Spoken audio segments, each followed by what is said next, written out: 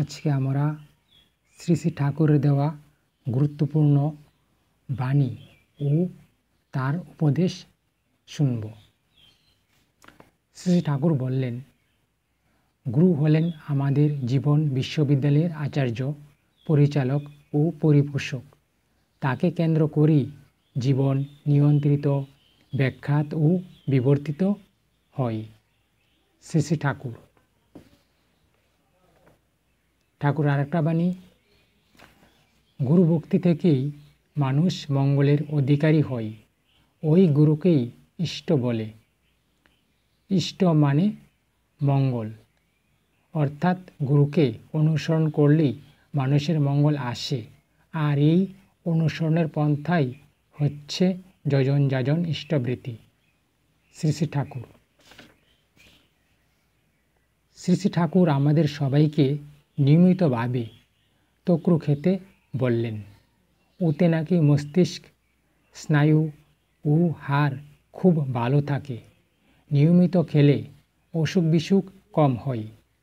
এ অমৃতের মতো। দেবতাদের যেমন অমৃত, মানুষের পক্ষে তক্রু তাই। তক্রু করতে হয় 3 ভাগ দই ও 1 ভাগ জল একত্রে মিলিয়ে গেটে ননিটা তুলে ফেলে দিতে হয়। আলোচনা প্রসঙ্গে 17। শ্রী শ্রী আচার্যদেব ইষ্টবৃত্তি সম্বন্ধে কিছু কথা বলেছেন। আলোচনা পত্রিকা থেকে পাঠ করছি।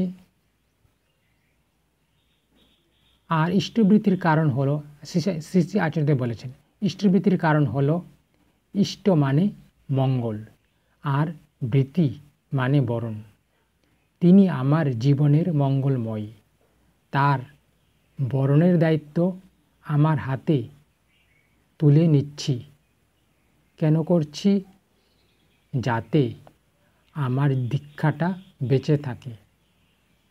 দীক্ষা মানে দক্ষতা। তাহলে দক্ষতার পথ ধরে ধরে তুমি উপরে উঠছ। সে পথে একটা সিঁড়ি আছে, অথচ সিঁড়ির মাঝখানে কতগুলো ধাপ নেই। তুমি উপরে উঠতে পারবে? তোমার উপরে ওঠার পথটা কি মসৃণ হবে? তাহলে এই পথটা যাতে মসৃণ থাকে, সেই জন্যই ইষ্টবৃত্তি।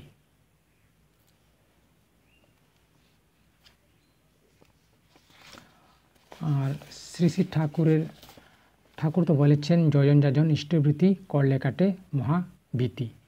মানে যজন যাজন ইষ্টবৃত্তি আমাদের সবাইকে, যারা আমরা ঠাকুরের দীক্ষা নিয়েছি, প্রত্যেককে অবশ্যই সুন্দরভাবে পালন করতে হবে। যজন হচ্ছে আমরা যে ঠাকুরের বাণীগুলি পড়লাম, জানলাম, ঠাকুরের বিভিন্ন গুরুত্বপূর্ণ উপদেশ, বইগুলি পড়লাম এবং জানলাম এবং ঠাকুরের পূজা করলাম, সেগুলি হচ্ছে যজন। এবং সেগুলি হচ্ছে যজন, এবং সেগুলি আমরা জানলাম এবং আমরা নিজেরা অনুসরণ করে চললাম। তার বাণীগুলি, তার কথাগুলি এবং তার নির্দেশগুলি আমরা পালন করলাম। যজন যাজন ইষ্টবৃত্তি, স্বস্তিন এবং সদাচার, সেগুলি আমরা অনুসরণ করলাম। তার দেওয়া পঞ্চনীতি, সেগুলি হচ্ছে যজন, আমরা যেগুলি করলাম। আর যেগুলি অন্যকে আমরা বলি ঠাকুরের বাণী, সেগুলি আমরা যখন অন্যকে বলি ঠাকুরের বাণী, ঠাকুরের কথা, সেগুলি হচ্ছে যাজন। যজন যাজন ইষ্টবৃত্তি আমাদের প্রত্যেককে অবশ্যই করতে হবে।